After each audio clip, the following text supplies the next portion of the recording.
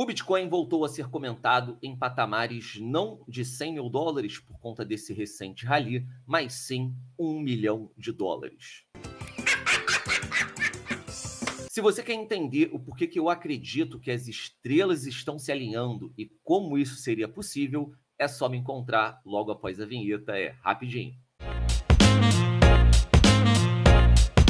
Seja muito bem-vindo, você está na Liga Cripto, eu me chamo Mário, muito prazer, já solta o seu like para a gente espalhar juntos esse vídeo YouTube afora, e se for o seu primeiro vídeo, considere se inscrever e ativar o sininho para não perder os próximos vídeos, ainda mais nesse momento tão importante do mercado cripto. Além disso, só para não interromper o vídeo mais à frente, eu vou deixar aparecendo aqui em cima o nosso Linktree da Liga Cripto, que é onde a gente tem todos os nossos benefícios. Tem o nosso curso Plano B lá, mas também você encontra o link para a Bybit e para o clube de membros. E se você criar sua conta com o nosso link lá na Bybit, você ainda vai estar elegível fazendo parte do nosso clube de membros para os airdrops semanais que a gente faz de Ethereum e desse mesmo Bitcoin, que quem sabe pode valer 1 milhão de dólares.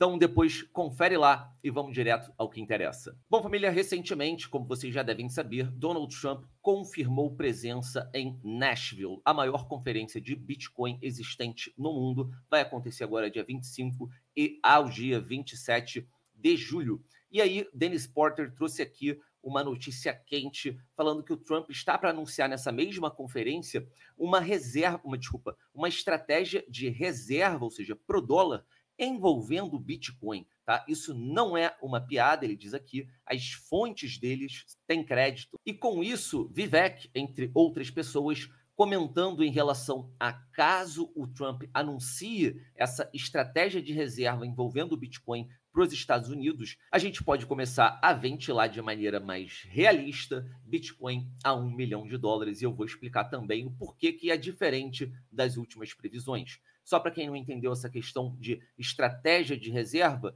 é mal ou bem comparando o Bitcoin como era o ouro antes do fim do acordo de Bretton Woods, que dava, né, o ouro com a posição de lastro para a economia do dólar, enfim, para outras economias também. E com o fim do lastro do dólar, eu entendo algumas implicações econômicas também de desenvolvimento, enfim, a gente tinha questões, né, que travariam eventualmente esse desenvolvimento, mas fato é que com essa quebra a gente passou a ter dólares impressos ou dinheiro, né, fiat monetário, lastreado na confiança de políticos. Certamente vai ter gente comentando que em outros ciclos já se falava sobre o Bitcoin a 1 milhão de dólares, e isso é verdade, eu não posso discordar, isso é um fato. Só que o que também é fato é que nesses últimos ciclos, nas outras previsões de Bitcoin 1 milhão de dólares, a gente não tinha esse alinhamento estelar, né, como eu estou falando. A gente não tinha, por exemplo, ETF spot de Bitcoin, que o que eu quero dizer aqui, o que isso faz? Facilita a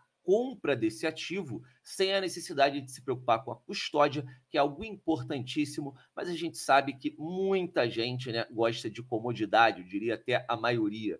Então, isso facilita a vida de novos entrantes, milionários, bilionários, corporações, fundos de pensão, bancos em geral e até mesmo nações, estado ou países. Nos últimos ciclos não tínhamos Larry Fink como marqueteiro do Bitcoin, voz das finanças tradicionais. Isso faz com que outros gestores sigam o exemplo do líder do mercado.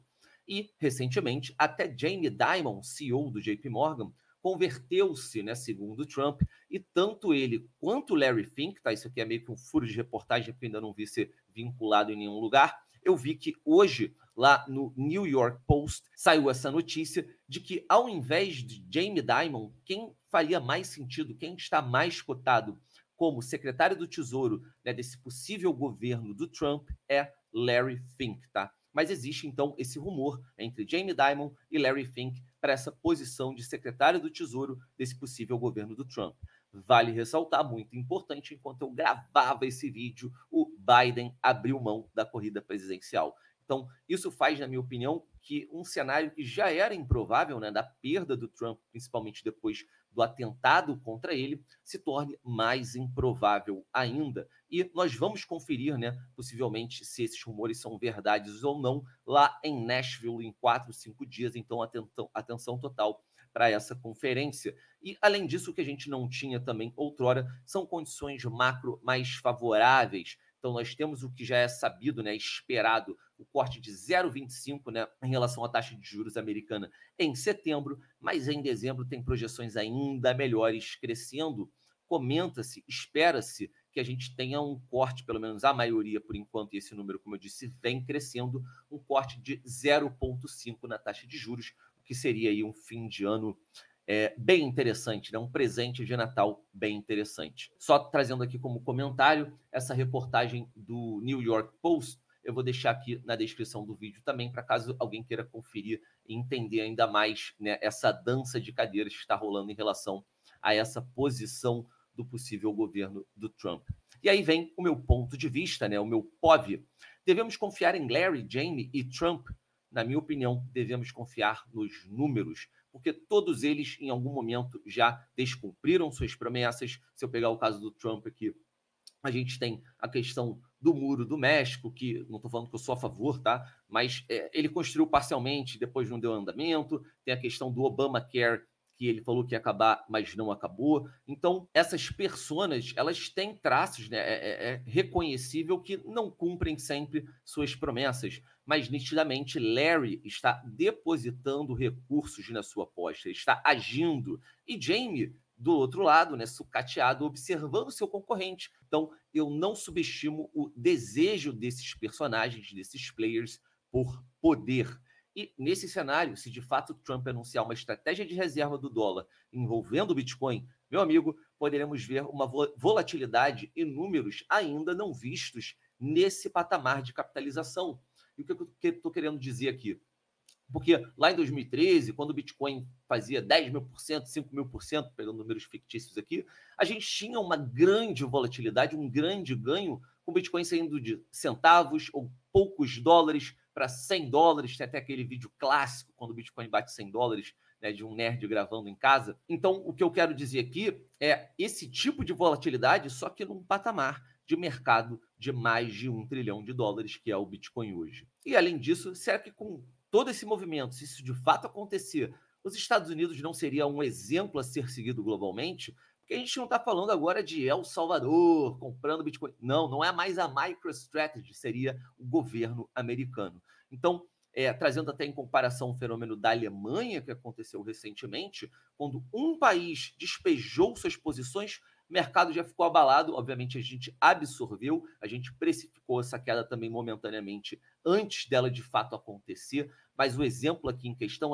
imaginem se várias carteiras de países começassem a fazer o movimento inverso. E aí que a gente começa a pensar que previsões como a do Robert Kiyosaki, de $350 mil em agosto de 2025, não seja lá um grande absurdo, e até mesmo a previsão da Cathie Wood, da CEO da ARK Invest, de 3,8 milhões por Bitcoin até 2030. Então, não dá para precisar exatamente quando isso vai acontecer, mas eu acredito que a gente está caminhando para isso. Eu acreditava isso em 2023 e 2024 a gente ainda tem mais elementos para endossar esse caldo. E em relação a esse ciclo, né, eu venho comentando que quando a gente passar a próxima resistência, ou seja, a última máxima histórica de maneira representativa, será ali o grande início da próxima pernada que vai mudar de vez o patamar dessa bull run. E para quem quiser, né, uma previsão um pouco mais realista, talvez, né, mas para o curto prazo,